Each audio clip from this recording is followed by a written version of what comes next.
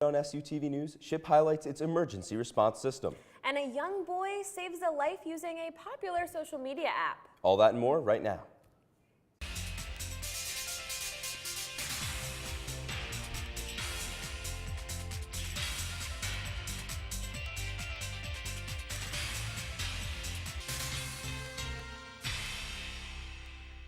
Thanks for joining us on SUTV News. I'm Avery Quinn. And I'm Isabella Marcelino. Shippensburg University's Emergency Alert System, also known as RAVE, is used to quickly alert the campus community in the event of a crisis or emergency. Alerts will be sent to registered phone devices and email addresses and campus workstations. Along with these devices, the university provides these alerts through digital signage, Facebook and Twitter, and through our cable television station. Your cell phone that you're looking at, or you may be on social media, or you may be in front of a computer, you may be walking across campus. So the system allows us to reach you in a variety of different ways as you go about your busy day, so that we can quickly get your attention and let you know that there is something potentially life-threatening happening.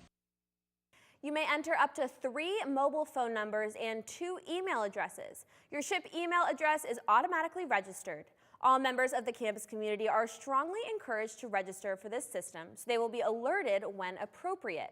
For more information on how to register, please contact the SHIP Help Desk at helpdesk@ship.edu or visit our website, sutvnews.com.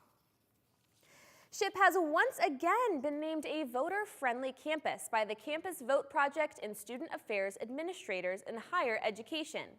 This past election season, the club SHIP Votes was able to get over 600 students to register and vote both absentee and at local polling stations. SHIP Votes even provided transportation to polling stations for students on Election Day.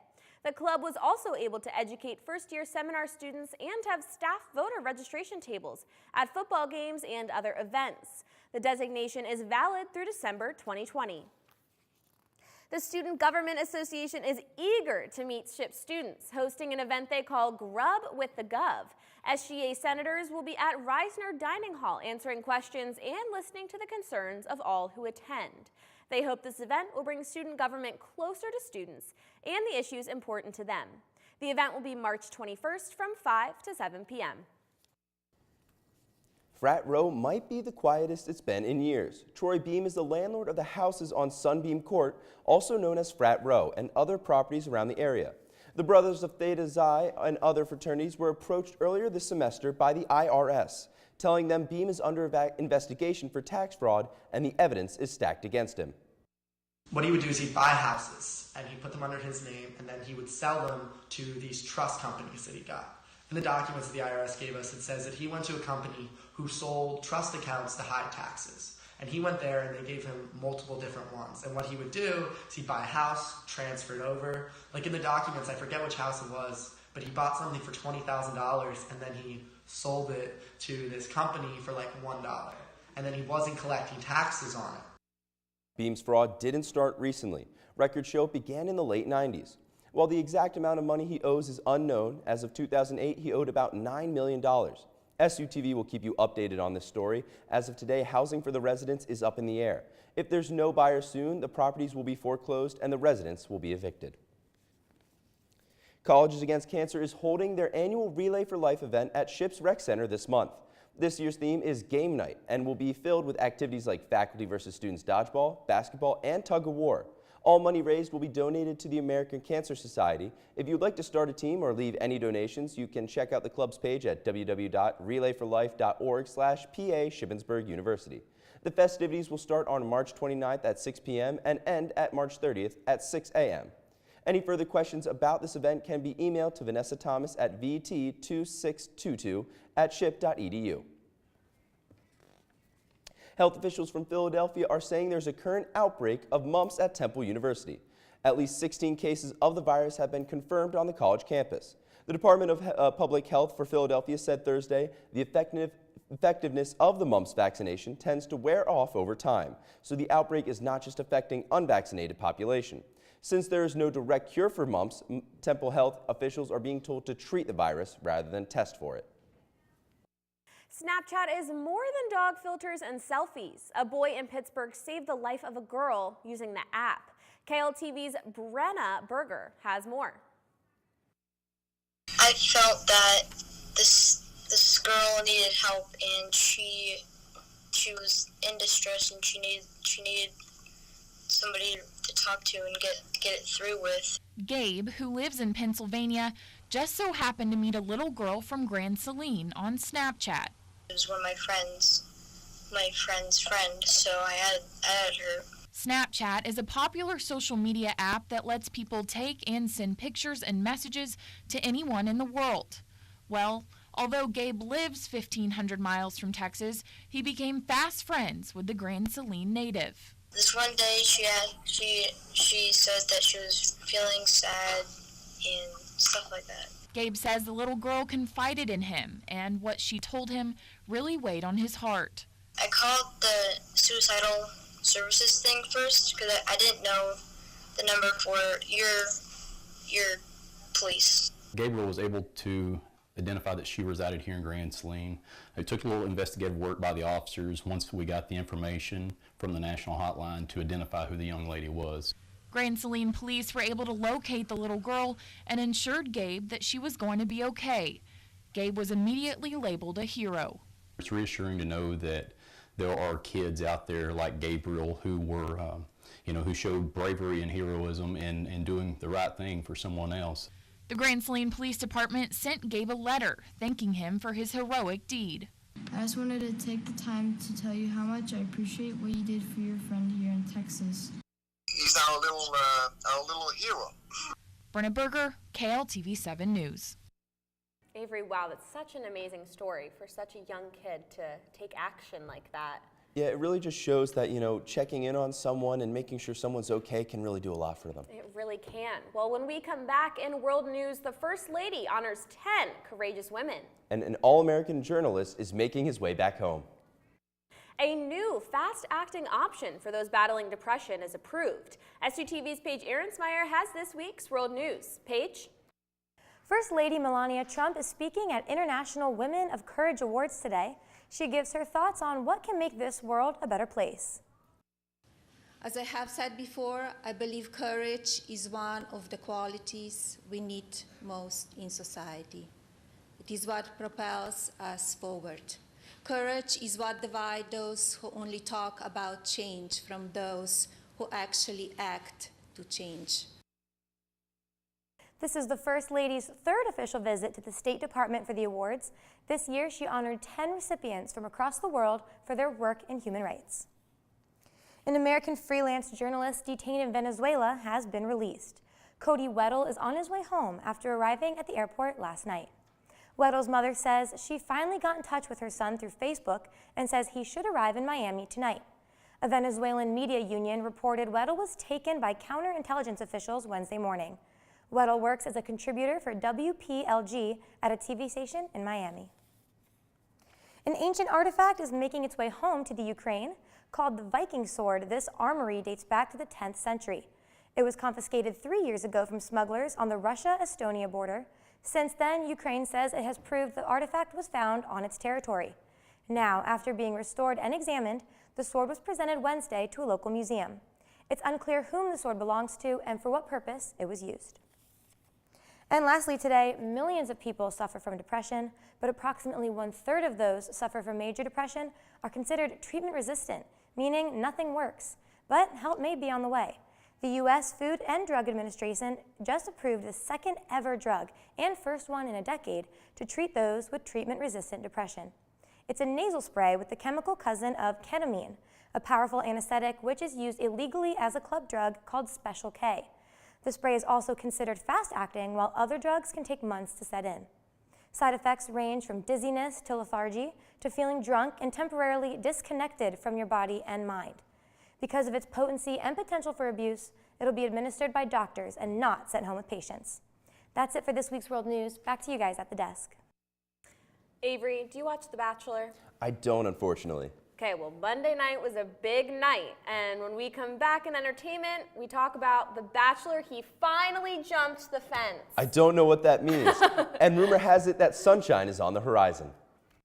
It's getting further into March, and I kind of hope there'll be some warmer weather soon. And with spring break, right here in the corner, we really want some warmer weather. So let's send it over to Jillian to see what weather we're getting. Guys, spring is trying, I swear, it is trying to break through the winter and make its way into our forecast. And for the next few days, I think we're going to be seeing some of the progress that it's made. So let's get right to it. Tonight, the wind chill is going to stay, and it's going to drop us down to 18 degrees. And then on Friday, the snow refuses to leave us alone, and it'll be coming sometime around noon. But then finally, for the 5-day forecast, and this is where spring is actually going to come in, temperatures will rise from 40s to 60s. Yes, finally, 60s, a break in our 30-degree barrier that we've been stuck in for so long. And then towards the end, the sun will consistently peek its face out from behind the clouds, and it's going to keep us in the upper 40s. So guys, I wouldn't put away your winter coats just yet, because it's still going to be a little chilly for the next 2 days, but spring is in the air, it is coming soon, and it's going to give us some sunny days with warmer temperatures. And that's going to do it for this week's weather. Everyone enjoy your spring break. Let's send it over to entertainment with Michael Smith.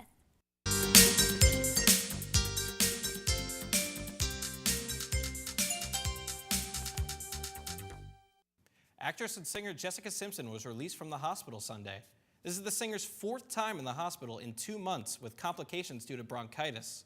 Simpson went on Twitter Sunday saying that she is fine and that the bronchitis has not affected her pregnancy.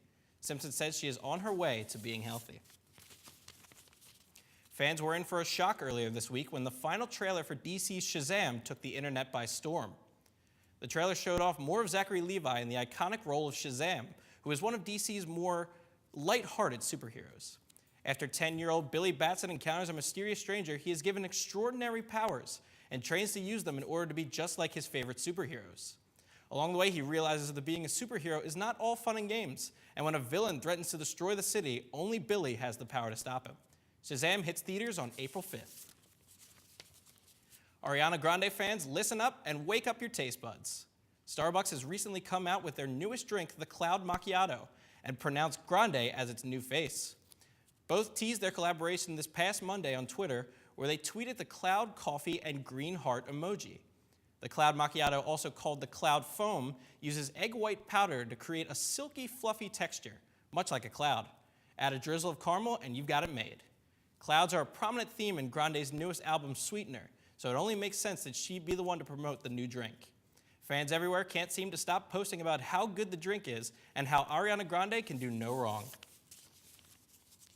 90s heartthrob Luke Perry passed away on Monday after suffering a massive stroke last week. Perry's fame started on Beverly Hills 90210 as bad boy Dylan McKay. Perry also had a more recent role on CW's popular series Riverdale as Fred Andrews, but production for the rest of the 3rd season has come to a halt. Celebrities like Molly Ringwald and Colin Hanks paid their respects on social media about how great of an actor and friend he was to others. Perry was only 52 years old. Colton may be over being the bachelor. Cassie's dad showed up on the overnight date to talk to her about how she needs to be sure before getting married, which she was not. She told Colton she loved him, but was not in love with him. Hearing that caused Colton, causing him to have a breakdown.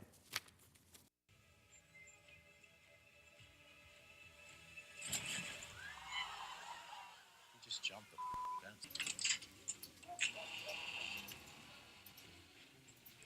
Colton! Holy.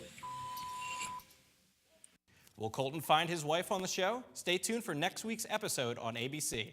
And that's all we have for entertainment. Let's send it back to the desk.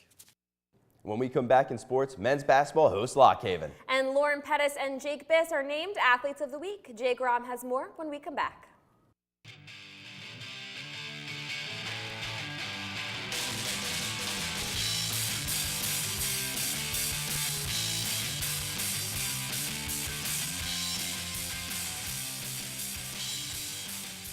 Shippensburg's Lauren Pettis was named PSAC Women's Basketball Freshman of the Week.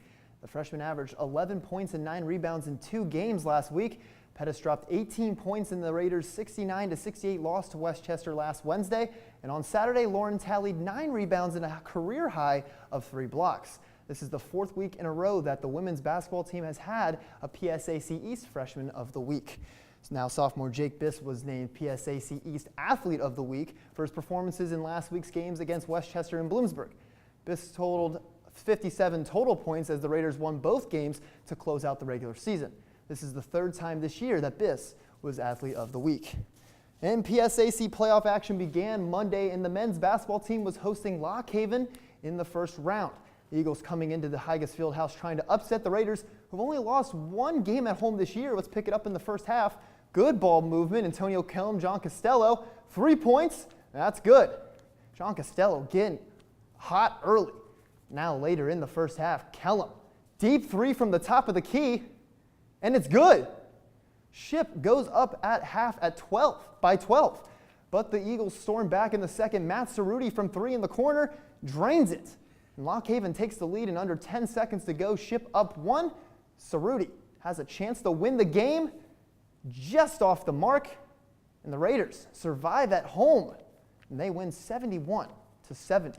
Now the men move on to face Westchester in the second round on Wednesday. And it did not go as planned. Westchester raced out to a 49-28 halftime lead and coasted the rest of the way. And the Golden Rams beat the Raiders 89-72. And 3 men's basketball players were named to the All-PSAC team.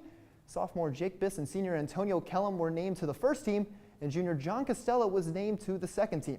And with Biss, Kellum, and Costello, the men's team had their 4th straight 20-win season. Let's take it over to women's basketball. 2 players on Ship's women's basketball team were made All-PSAC honors. Sophomore Ariel Jones was named to the first team, and freshman Umbriel Green was named to the second team. And Jones had a great season, leading all Division II in free throws attempted and made, and was 4th in the nation in scoring. And Green's outstanding freshman campaign, well, it resulted in being named Freshman of the Year. So congratulations to Jones and Green. Now let's move on to the stat of the week, as this week's stat of the week goes to senior Manny Span of the men's basketball team. And Span had a career day against Lock Haven on Monday, where the senior recorded a career-high 18 rebounds to go along with 16 points. It was Span's 8th career double-double, and it helped the Raiders get the win over Lock Haven. So Manny Span is this week's Stat of the Week.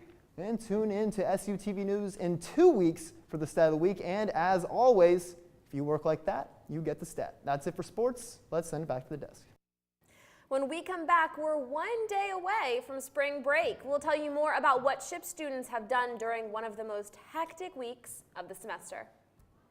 And we actually have some breaking news coming in from CNN Reports. Paul Manafort, President Trump's former campaign chairman, has been sentenced to 47 months in prison.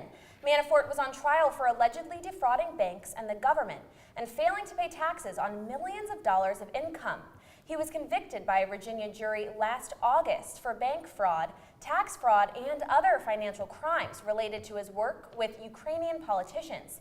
Stay tuned next week when Manafort will receive a second sentence from a different federal judge for the 2 crimes he pleaded guilty for last year. Now let's move on to our spring break news. It's exciting. At Shippensburg, many students have different plans on what to do for spring break, whether it's traveling, working, or just catching up on sleep. But this week, students had one thing in common: work.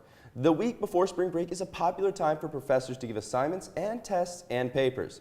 We caught up with some students to see what kind of work they had to do before their spring break. I've had 5 midterm exams to study for, 2 papers, and just a lot of homework. It's just coming out of everywhere. It's ridiculous. I had 2 midterms, so it was a lot for me. I'm not really used to that, but not bad, but I wouldn't say great, obviously. I'd say mediocre. I think I had an exam in just about every class I had, and probably a couple of homework assignments.